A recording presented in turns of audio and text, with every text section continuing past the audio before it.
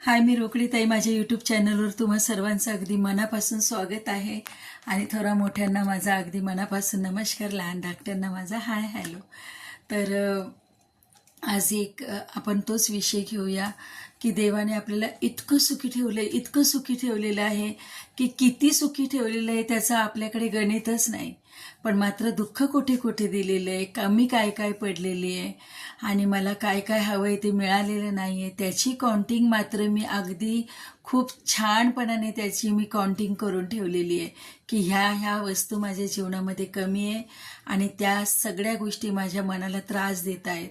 पण खरंच त्या गोष्टी ज्या नाही मिळाल्या आहेत आपल्याला, त्याच्याकडे एवढं आपलं ध्यान लागलेलं आहे आणि अनगणित सुख, छोटी छोटी सुख, मोठ्या मोठ्या सुखांनी भरलेले क्षण आणि माझं तंदुरुस्त शरीर आणि माझ्या चेहऱ्यावरचं हास्य आणि माझ्या परिवारामध्ये मला जी प्रसन्नता मिळते आहे आणि जगामध्ये जेवढे दुःख आहेत त्यांना कम्पेअर जर केलं तर मी किती सुखी आहे, ह्या सगळ्याचं गणित जर लावलं तर खूप काही असं मिळालेलं आहे ज्याची मी काउंटिंगसुद्धा करू शकत नाही. पण त्याच्याकडे माझं लक्षच नाही आहे, कारण मी धन्यवाद करत नाही, मी शुक्रिया करत नाही, मी देवाला थँक्स बोलत नाही. कारण माझ्याकडे फक्त साठा कशाचा आहे तर ज्या वस्तू मला मिळालेल्या नाही आहेत त्याचा ध्यान त्या गोष्टीकडे लागलेलं आहे.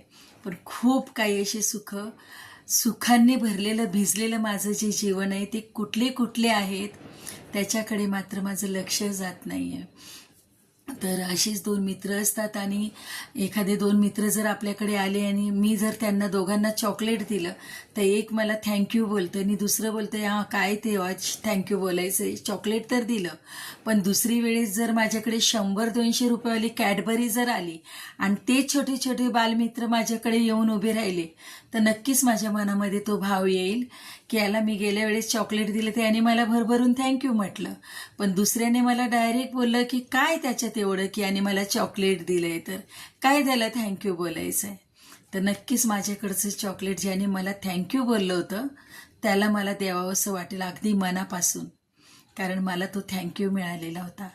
आणि ज्याने मला दिलं म्हणून काय झालं आणि तोंड बनवून ते चॉकलेट त्याने घेतलं होतं त्याला नक्कीच मला आत्ताची जी माझ्याकडे भारीतली चॉकलेट आहे ती मला द्यावीशी नाही वाटणार. आणि तेच गणित परमेश्वराचं आहे.